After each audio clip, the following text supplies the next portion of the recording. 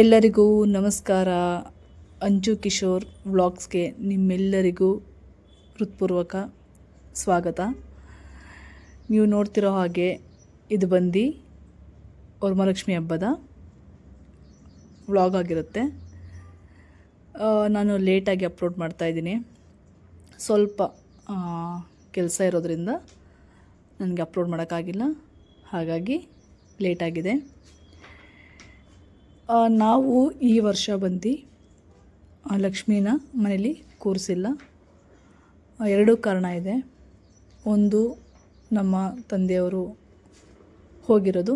ಇನ್ನೊಂದು, ಮತ್ತು ನಮ್ಮ ಯಜಮಾನ್ರವರ ದೊಡ್ಡಪ್ಪ 1 ಮಂತ್ ಬ್ಯಾಕ್ ಅವರು ಹೋಗಿರೋದು. ಹಾಗಾಗಿ ನಮಗೆ ಈ ವರ್ಷ ಹಬ್ಬ ಇಲ್ಲ. ಸಿಂಪಲಾಗಿ ನಾವು ಪೂಜೆನ ಮನೇಲಿ ಮಾಡಿರೋ ಅಂಥದ್ದು. ಇಲ್ಲ ಅಂದರೆ ನಾವು ಕೂಡ ಲಕ್ಷ್ಮಿನ ಕೂರಿಸಿ ನಮ್ಮ ಕೈಯಲ್ಲಿ ಎಷ್ಟು ಸಾಧ್ಯನೋ ಅಷ್ಟು ನಾವು ಪೂಜೆನ ಮಾಡ್ತೀವಿ. ಈ ವರ್ಷ ಲಕ್ಷ್ಮಿ ನಾವು ಕೂರಿಸ್ತೇ ಇರೋದ್ರಿಂದ ನಮಗೂ ಕೂಡ ಬೇಜಾರಾಯಿತು. ಯಾಕಂದರೆ ಪ್ರತಿ ವರ್ಷ ನಾನು ಅದನ್ನು ಸೆಲೆಬ್ರೇಷನ್ ಮಾಡ್ತಾಯಿದ್ದೆ. ಬಟ್ ಈ ವರ್ಷ ಇಲ್ಲ ಅಂತ ಬೇಜಾರಾಯಿತು. ಸಿಂಪಲಾಗಿ ಪೂಜೆ ನಾವು ಮಾಡ್ಕೊಂಡಿದ್ದೀವಿ.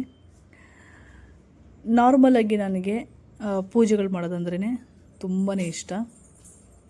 ನಾನು ತುಂಬ ಸಮಯ ಕಳೆಯೋದು ನನ್ನ ದೇವರ ಮನೆಯಲ್ಲಿ. ಇನ್ನು ಹಬ್ಬಗಳಂತ ಎಲ್ಲ ಬಂದಾಗ ಖಂಡಿತವಾಗ್ಲೂ ಹೆಣ್ಮಕ್ಳಿಗೆ ಸಿಕ್ಕಾಪಟ್ಟೆ ಕೆಲಸ ಇರುತ್ತೆ. ಹಾಗೆ ನಮ್ಮ ಮನೆಯಲ್ಲೂ ಕೂಡ ನಾರ್ಮಲಾಗಿ ಕೆಲಸಗಳು ಇದ್ದೇ ಇರುತ್ತೆ ಹಬ್ಬದ್ದು. ನಾನು ವರಮಹಾಲಕ್ಷ್ಮಿ ಹಬ್ಬನ ಈ ಥರ ದೇವರನ್ನು ಅಲಂಕಾರ ಮಾಡಿ ಪೂಜೆನ ಮಾಡಿರೋಂಥದ್ದು ಮನೆಯಲ್ಲಿ. ಸಾಮಾನ್ಯವಾಗಿ ಪ್ರತಿದಿನವೂ ನಾನು ದೇವರಿಗೆ ಇದೇ ಥರ ಅಲಂಕಾರ ಮಾಡಿ ನಮ್ಮ ಮನೇಲಿ ನಾನು ಪೂಜೆ ಮಾಡೋವಂಥದ್ದು. ಹಬ್ಬದ ದಿನ ಸ್ವಲ್ಪ ಜಾಸ್ತಿ ಮಾಡಿರ್ತೀನಿ. ಬಟ್ ನನಗೆ ಹಬ್ಬದ ದಿನ ಮಾತ್ರ ದೇವರಿಗೆ ಸಿಕ್ಕಾಪಟ್ಟೆ ಹೂವುಗಳನ್ನು ಹಾಕಿ ಅಲಂಕಾರ ಮಾಡಬೇಕು, ಮಿಕ್ಕಿ ದಿನ ನಾರ್ಮಲಾಗಿ ಹಾಗೆ ಮಾಡಬೇಕು, ಆ ಥರ ಏನೂ ಇಲ್ಲ. ಏನೋ ಗೊತ್ತಿಲ್ಲ, ನನಗೆ ದೇವ್ರ ಮನೆ ಅಲಂಕಾರ ಮಾಡಬೇಕು, ದೇವರನ್ನು ಪ್ರತಿದಿನ ಅಲಂಕಾರ ಮಾಡಿ ಪೂಜೆ ಮಾಡಬೇಕು ಅನ್ನೋದು ಚಿಕ್ಕ ವಯಸ್ಸಿಂದ ಅಭ್ಯಾಸ ಆಗೋಗಿದೆ. ಹಾಗಾಗಿ ನಾನು ತುಂಬ ಅಲಂಕಾರ ಮಾಡಿ ಪ್ರತಿದಿನ ನಾನು ದೇವರಿಗೆ ಪೂಜೆ ಮಾಡ್ತೀನಿ. ನಮಗೆ ಎಷ್ಟು ಶಕ್ತಿ ಇದೆಯೋ, ದೇವ್ರು ಎಷ್ಟು ಕೊಟ್ಟಿದ್ದಾರೋ ಆ ಮಟ್ಟಕ್ಕೆ ನಾನು ಮಾಡ್ಕೊಂಬರ್ತಾಯಿದ್ದೀನಿ. ಈ ಥರ ದೇವ್ರ ಮನೆಯ ಮುಂದೆ ನಾನು ರಂಗೋಲಿನ ಬಿಡಿಸಿ ಅದಕ್ಕೆ ಕಲರಿಂಗ್ ಎಲ್ಲ ಮಾಡಿ ಹಬ್ಬದ ದಿನ ಹೊಸ್ಲಿಗೆ ದೀಪ ಎಲ್ಲ ಹಚ್ಚಿ ನಾನು ಎಲ್ಲ ರೆಡಿ ಮಾಡಿರೋ ಅಂಥದ್ದು. ಸಾಮಾನ್ಯವಾಗಿ ನಾನು ಸೋಮವಾರ, ಶುಕ್ರವಾರ, ಶನಿವಾರ ಕೂಡ ಇದೇ ಥರ ನಾನು ಮಾಡ್ತಾಯಿರ್ತೀನಿ. ನನಗೆ ತುಂಬ ಇಷ್ಟ ಅಲಂಕಾರ ಮಾಡೋದು ಅಂದರೆ ರಂಗೋಲಿ ಬಿಡಿಸೋದು, ದೇವರಿಗೆ ಅಲಂಕಾರ ಮಾಡೋದು ಸಿಕ್ಕಾಪಟ್ಟೆ ಇಷ್ಟ ನನಗೆ. ಹಾಗೆ ನಾನು ಬೆಳೆಸ್ಕೊಂಡ್ಬಂದಿರೋದು ಪ್ರತಿದಿನ ಯಾವ ದೇವರ ಸ್ತೋತ್ರಗಳು ಇರುತ್ತೋ ಸೋಮವಾರದಿಂದ ಶನಿವಾರದವರೆಗೂ ಎಲ್ಲ ಪ್ರತಿದಿನ ಆ ಸ್ತೋತ್ರಗಳನ್ನ ನಾನು ಹೇಳ್ತೀನಿ. ಅದು ಚಿಕ್ಕ ವಯಸ್ಸಿಂದ ರೂಢಿಸ್ಕೊಂಡ್ಬಂದಿದ್ದೀನಿ ನಾನು. ಹಾಗೆ ಅವತ್ತು ಲಕ್ಷ್ಮೀ ಪೂಜೆ ವರಮಹಾಲಕ್ಷ್ಮಿ ಆಗಿರೋದ್ರಿಂದ ವರಮಹಾಲಕ್ಷ್ಮಿದು ಸ್ತೋತ್ರ ನಾನು ಹೇಳಿದೆ. ಸೊ ನನಗಂತೂ ಪೂಜೆ ಆದಮೇಲೆ ಫೈನಲಾಗಿ ನಮ್ಮ ಮನೆಯ ದೇವಸ್ಥಾನ, ದೇವರ ಮನೆ, ನನ್ನ ದೇವಸ್ಥಾನ ಈ ಥರ ಇತ್ತು. ತುಂಬ ಖುಷಿ ಆಗ್ತಾಯಿತ್ತು ನೋಡೋಕ್ಕೆ. ಸುಮಾರು ಅರ್ಧ ಗಂಟೆ, ಮುಕ್ಕಾಲು ಗಂಟೆ ನಾನು ಅಲ್ಲೇ ಕೂತ್ಕೊಂಡು ನೋಡ್ತಾ ಇರ್ತೀನಿ. ಅದು ಅಭ್ಯಾಸ ನನಗೆ. ಯಾವ ಥರ ಪೂಜೆ ಆಗಿದೆ, ಯಾವ ಥರ ಕಾಣಿಸ್ತಾ ಇದೆ ದೇವರು ಅಂತೆಲ್ಲ. ಸೊ ಇದು ನೈಟ್ ನಾನೊಂದು ಕ್ಲಿಪ್ಪಿಂಗ್ ತೊಗೊಂಡಿದ್ದು. ಸೊ ನೈಟ್ ಆದರೂ ಕೂಡ ಹಾಗೆ ಮತ್ತೆ ಪೂಜೆ ಎಲ್ಲ ಮಾಡಿ ನಾನು ದೇವರಿಗೆ ನಮಸ್ಕಾರ ಮಾಡಿ ಹಾಗೆ ಹೊರಗಡೆ ಬಂದಾಗ ನಮ್ಮ ಬೃಂದಾವನ ಇದೆ. ಆ ಬೃಂದಾವನಕ್ಕೂ ಕೂಡ ನಾನು ಈ ಥರ ಅಲಂಕಾರ ಮಾಡಿ, ಈ ಥರ ರಂಗೋಲಿ ಎಲ್ಲ ಬಿಡಿಸಿ, ಅದಕ್ಕೆ ಕಲರಿಂಗ್ ಎಲ್ಲ ಮಾಡಿ ಅಲ್ಲೂ ಕೂಡ ನಾನು ಪ್ರತಿದಿನ ಈ ಥರ ಪೂಜೆ ಮಾಡ್ತೀನಿ. ನಾನು ಹಬ್ಬ ಅಂತೇನಿಲ್ಲ, ಆಚೆನೂ ಕೂಡ ಇದೇ ಥರ ವಿಶೇಷವಾಗಿ ನಾನು ಪೂಜೆನ ಮಾಡ್ತೀನಿ. ತುಂಬ ಖುಷಿಯಾಗುತ್ತೆ ಈ ಥರ ಎಲ್ಲ ರಂಗೋಲಿ ಬಿಡಿಸಿ ಅದಕ್ಕೆ ಕಲರಿಂಗ್ ಎಲ್ಲ ಮಾಡಿ ನಾವು ಪೂಜೆ ಮಾಡಿದ್ರೇ ಒಂಥರ ನಿಜವಾಗ್ಲೂ ಮನೇಲಿ ತುಂಬ ಅಂದರೆ ತುಂಬ ಪಾಸಿಟಿವ್ ವೈಬ್ಸ್ ನಮಗೆ ಸಿಗುತ್ತೆ. ಕೆಲವು ಹೆಣ್ಮಕ್ಳಿಗೆ ಇದರ ಅನುಭವ ಎಲ್ಲ ಜಾಸ್ತಿ ಆಗಿರುತ್ತೆ, ಗೊತ್ತಿಲ್ಲದೆ ಇರೋರಿಗೆ ನನಗೆ ಗೊತ್ತಿಲ್ಲ. ಗೊತ್ತಿರೋರಿಗಂತೂ ಒಂದು ಗುಡ್ ವೈಬ್ಸ್ ಏನು ಮನೇಲಿ ಪೂಜೆ ಮಾಡೋದ್ರಿಂದ ಸಿಗುತ್ತೆ ಅನ್ನೋದು ಸಿಕ್ಕಾಬಿಡೆ ಹೆಣ್ಮಕ್ಳಿಗೆ ಗೊತ್ತಿರುತ್ತೆ. ಅದಕ್ಕೂ ಏನೋ ಗೊತ್ತಿಲ್ಲ, ತುಂಬ ಜನ ತುಂಬ ಸಮಯ ಕಳೆಯೋದು ದೇವ್ರ ಮನೆಯಲ್ಲಿ ದೇವರಿಗೆ ಅಲಂಕಾರ ಮಾಡೋದು, ಬೆಳಗ್ಗೆದ್ದರೆ ರಂಗೋಲಿಗಳನ್ನ ಬಿಡಿಸಿ ಅದಕ್ಕೆ ಅಲಂಕಾರ ಮಾಡೋದು, ಇದೆಲ್ಲ ಪ್ರತಿದಿನ ಎಲ್ಲರ ಮನೇಲೂ ನಡೀತಾನೆ ಇರುತ್ತೆ. ಒಬ್ಬೊಬ್ಬರು ಒಂದೊಂದು ನಂಬಿಕೆಯಲ್ಲಿ ದೇವರನ್ನ ಪೂಜಿಸುವಂಥದ್ದು. ನೋಡ್ತಾ ಇದ್ದೀರಲ್ಲ, ನಮ್ಮನೆಯ ದೇವರು ಬಂದು ಯಜಮಾನ್ರ ಕಡೆಯಿಂದ ಆಂಜನೇಯ ಸ್ವಾಮಿಗಳು, ತಾಯಿ ಮನೆ ಕಡೆಯಿಂದ ಚಾಮುಂಡೇಶ್ವರಿ.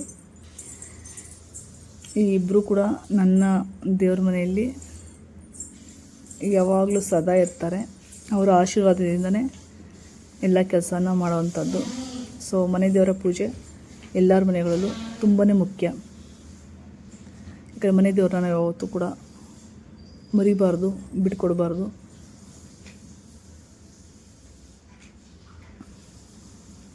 ಎಲ್ಲರ ಮನೆಗಳಲ್ಲೂ ಅದು ಪಾಲಿಸ್ಕೊಂಡು ಬರ್ತಾರೆ ಮನೆ ದೇವ್ರನ್ನ. ಸೊ ಆಚೆ ಬಂದು ತುಂಬಾ ನನಗೆ ಗಾಳಿ ಇತ್ತು, ದೀಪ ನಿಲ್ತಾನೆ ಇರಲಿಲ್ಲ. ಒಂದೊಂದು ಟೈಮ್ ಸಿಕ್ಕಾಬಿಡೆ ಚೆನ್ನಾಗಿ ಉರಿಯುತ್ತೆ ದೀಪ. ಯಾಕಂದರೆ ನಾನು ಹಚ್ಚಿದ್ರೆ ದೀಪ ಕಂಪ್ಲೀಟಾಗಿ ಇವತ್ತು ನಾನು ಹಚ್ಚಿದ್ದೀನಿ ಈವ್ನಿಂಗ್ ಅಂದರೆ ಮತ್ತು ನಾಳೆ ಸಂಜೆ ನಾನು ಮತ್ತೆ ದೀಪ ಹಚ್ತೀನಿ ಸಂಜೆ ಅನ್ಬೇಕಾದ್ರೆ ಅಲ್ಲಿವರೆಗೂ ಕೂಡ ದೀಪ ಉರಿತಾನೆ ಇರುತ್ತೆ ತುಳಸಿ ಕಟ್ಟೆಯಲ್ಲಿ. ಗಾಳಿ ಇದ್ದರೆ ಕಂಟ್ರೋಲ್ ಮಾಡೋಕ್ಕಾಗಲ್ಲ, ಯಾಕಂದರೆ ಅದು ಒಂದು ಗೂಡು ಥರ ಇದೆ ಅಲ್ಲಿ, ನೀವು ನೋಡ್ತಾ ಇದ್ದೀರಲ್ಲ. ಗಾಳಿ ಅಷ್ಟೊಂದು ಹೊಡೆಯಲ್ಲ ಅಲ್ಲಿಗೆ. ಬಟ್ ಏನಂದರೆ ಇವಾಗ ಸ್ವಲ್ಪ ಸಿಕ್ಕಾಬಿಡೆ ಗಾಳಿ ಇರೋದ್ರಿಂದ ವಾತಾವರಣ ಎಲ್ಲ ತುಂಬ ಥಂಡಿ ಇರೋದ್ರಿಂದ ಗಾಳಿ ಜಾಸ್ತಿ ಬರ್ತಾ ಇರುತ್ತೆ. ಹಾಗಾಗಿ ದೀಪ ನಿಲ್ತಾನೇ ಇಲ್ಲ. ನಾನು ಎಷ್ಟು ಸಲ ಒಂದು 5-6 ಸಲ ಹಚ್ಚಿದೆ, ಆಫ್ ಆಗಿ ಹೋಗ್ತಾಯಿತ್ತು. ಫೈನಲಿ ಆಮೇಲೆ ದೀಪ ಉರಿಯೋಕ್ಕೆ ಸ್ಟಾರ್ಟ್ ಮಾಡ್ತು. ಸೊ ತುಂಬ ಸಿಂಪಲಾಗಿ ನಾವು ಈ ಥರ ಪೂಜೆಯಲ್ಲಿ ಈ ವರ್ಷ 2026ನೇ ಇಸವಿಯ ವರಮಹಾಲಕ್ಷ್ಮಿ ಹಬ್ಬನ ನಾವು ಸೆಲೆಬ್ರೇಷನ್ ಮಾಡಿದೋ.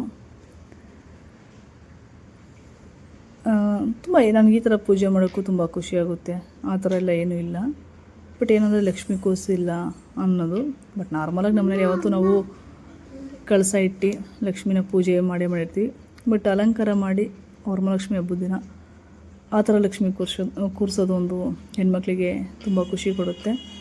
ಸೊ ಈ ವರ್ಷ ಅದನ್ನು ಮಿಸ್ ಮಾಡಿಕೊಂಡು, ಹಾಗೆ ಪ್ರತಿ ವರ್ಷ ಯಾವುದೇ ಹಬ್ಬಗಳು ಬಂದ್ರೂ ನಮ್ಮನೆ ಮಕ್ಕಳು ನಮಗೆ ಕಾಲಿಗೆ ನಮಸ್ಕಾರ ಮಾಡಿ ಹಬ್ಬದ ವಿಶ್ ಮಾಡ್ತಾರೆ. ಆವಾಗ ನಾವು ಆ ಮಕ್ಕಳಿಗೆ ಏನಾದರೂ ತೊಗೊಳ್ಳಿ ಅಂತ ದುಡ್ಡು ಕೊಡ್ತೀವಿ. ಇದು ನಾವು ಪಾಲಿಸ್ಕೊಂಡು ಬಂದಿರೋಂಥದ್ದು. ಹಾಗೆ ನನ್ನ ಮಗಳು ಅವ್ರ ತಂದೆಗೆ ನಮಸ್ಕಾರ ಮಾಡ್ಕೊಂಡು ದುಡ್ಡನ್ನ ಇಸ್ಕೊಂಡ್ಲು. ಸೊ ನಾವು ಚಿಕ್ಕ ಮಕ್ಕಳಿಂದ ಏನು ಸಂಸ್ಕಾರವನ್ನು ಕಲಿಸ್ತೀವಿ, ದೊಡ್ಡರಾದ್ಮೇಲೂ ಕೂಡ ಅವ್ರು ಅದನ್ನು ಪಾಲಿಸ್ಕೊಂಡು ಹೋಗ್ತಾರೆ. ನಮ್ಮ ತಂದೆ ತಾಯಿ ನಮಗೆ ಹೇಳ್ಕೊಟ್ಟಿದ್ದನ್ನು ನಾವು ನಮ್ಮ ಮಕ್ಕಳಿಗೆ ಅದನ್ನು ಕಲಿಸ್ತಾ ಇದ್ದೀವಿ. ಕೆಲವರು ವೀಡಿಯೋಗೋಸ್ಕರನೋ ಇನ್ನೊಂದಕ್ಕೋ ಗೊತ್ತಿಲ್ಲ ನನಗೆ ಏನಕ್ಕೆ ಮಾಡ್ತಾರೆ ಅಂತ. ಬಟ್ ನಮ್ಮದ್ರಲ್ಲಿ ಅದು ಯಾವಾಗಲೂ ನಡೀತಾನೆ ಇರುತ್ತೆ. ನಮ್ಮ ಮಕ್ಳಿಗೆ ಅದು ಹೇಳ್ಕೊಟ್ಬಿಟ್ಟಿದ್ದೀವಿ. ಮನೇಲಿ ಪೂಜೆ ಮಾಡೋದಿರ್ಬೋದು, ಏನೇ ಒಂದು ಸಂಸ್ಕಾರನ ನಾವು ಚಿಕ್ಕ ವಯಸ್ಸಿಂದಲೇ ಕಲಿಸ್ಬೇಕು. ಹೀಗೆ ನಾನು ಯಾವಾಗಲೂ ಈ ಥರ ಕರ್ಪೂರಗಳನ್ನ ದೇವ್ರ ಮುಂದೆ ಹಚ್ತೀನಿ. ಯಾಕಂದರೆ ಯಾವುದೇ ನೆಗೆಟಿವ್ನು ನಮ್ಮ ಮನೆ ಒಳಗಡೆ ಬರಬಾರ್ದು, ನಮಗೆ ತಾಗಬಾರ್ದು ಅನ್ನೋದಕ್ಕೆ ಈ ಥರ ದೇವ್ರ ಮನೆ ಮುಂದೆ ಕರ್ಪೂರವನ್ನು ಹಚ್ಚೋದನ್ನು ನಾನು ತುಂಬ ವರ್ಷಗಳಿಂದ ನಾನು ಪಾಲಿಸ್ಕೊಂಬಂದಿದ್ದೀನಿ. ತುಂಬ ಒಳ್ಳೆಯ ವೈಬ್ಸ್ ಕೂಡ ಇದು ಕೊಡುತ್ತೆ. ಸೊ ಟ್ರೈ ಮಾಡ್ಬೋದು ಗೊತ್ತಿಲ್ಲದಿರೋರು. ನಿಮ್ಮೆಲ್ಲರಿಗೂ ಈ ವಿಡಿಯೋ ಇಷ್ಟ ಆಗಿದೆ ಅಂತ ಅಂದ್ಕೊಳ್ತೀನಿ. ಮತ್ತೆ ಇನ್ನೊಂದು ವಿಡಿಯೋದಲ್ಲಿ ಸಿಗ್ತೀನಿ. ಅಲ್ಲಿವರೆಗೂ ನಮಸ್ಕಾರ.